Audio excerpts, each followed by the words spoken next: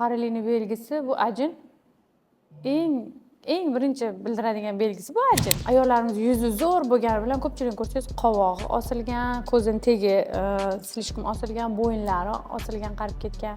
Buni birinchi sababi bu 100% dan 90% ayollarimiz SPF surayotganda faqat yuzlariga surib qo'yishadi. Hech qachon ko'zi ustiga, quloq yonlariga, bo'yin sohalariga surish esdan chiqadi. Va quyosh ultrabinafsha nuri faqat dog' tushirmaydi-yu, birinchi o'rinda kollagenni parchalaganning hisobiga qarish prosesini tezlashtirib beradi. Shuning uchun ayollarimizda birinchi bo'yin sohalarida va ko'z atrofida har doim ajinlar, osilishlar bo'ladi, quloq yonlarida ham bo'ladi.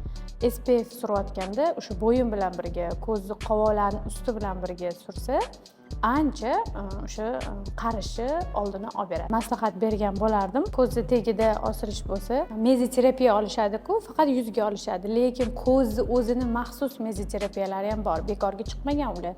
Shu ko'zni kontur mezoterapiyalari bu o'sha ko'z terisi yuzga nisbatan mushaksiz bo'lgani uchun boshqacharoq. O'shaning uchun maxsus mezoterapiya chiqargan. O'shandan olib yurishsa, ancha yaxshi bo'ladi.